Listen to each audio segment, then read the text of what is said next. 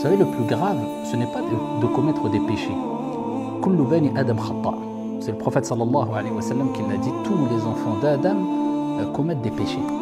Et les meilleurs sont ceux qui se repentent. Bien sûr, quand on commet un grand péché, quand on fait du mal à autrui, etc., vous connaissez les règles. Ici, il faut bien sûr se repentir sincèrement, regretter ce qu'on a fait, avoir la ferme résolution de ne plus recommencer, délaisser le péché et réparer son erreur vis-à-vis d'autrui si on a commis une erreur. Mais le plus grave, ce n'est pas de commettre des péchés, car la porte du repentir est toujours ouverte. Et la personne qui souhaite se repentir, eh bien, qu'il reçoive la bonne nouvelle, car Allah subhanahu wa ta'ala pardonne tous les péchés. Mais si on veut se repentir, si on veut se soigner, encore faut-il reconnaître sa maladie. Donc le plus grave, ce n'est pas de commettre des péchés, mais c'est de commettre des péchés en étant dans le déni, en refusant de reconnaître sa maladie, en prétendant que vous n'êtes pas malade, malade du cœur, et que tout va bien. Et bien plus encore, c'est en faisant la promotion de votre mal et de votre péché, fier d'être égaré. Égaré et fier de l'être, pervers et fier de l'être, menteur et fier de l'être. Je propage le mal et j'en suis fier. Où sommes-nous par rapport à l'époque des gens qui nous ont précédés? Les femmes et les hommes qui ont marqué l'histoire.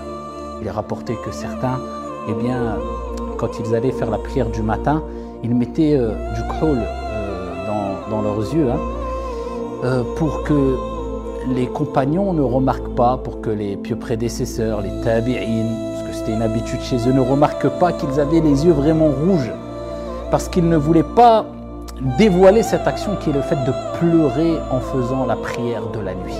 Tellement qu'ils priaient la nuit, tellement qu'ils pleuraient, ils avaient les yeux rouges.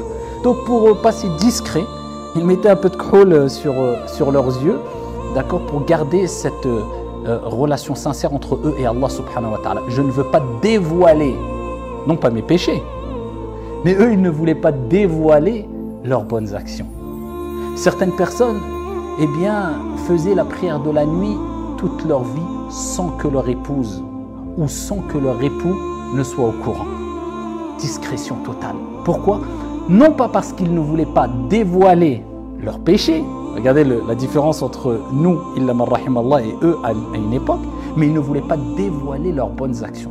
Car le prophète sallallahu alayhi wa sallam, comme il est relaté dans Sahih Muslim, il nous dit Inna Allah yuhibbu al-abda al-taqiyya al-ghaniyya al-khafi. Allahumma ja'alna minhum. Le prophète sallallahu alayhi wa sallam nous dit Allah subhanahu wa ta'ala aime le serviteur pieux, riche. Les savants ont expliqué, et la majorité des savants ont expliqué ici que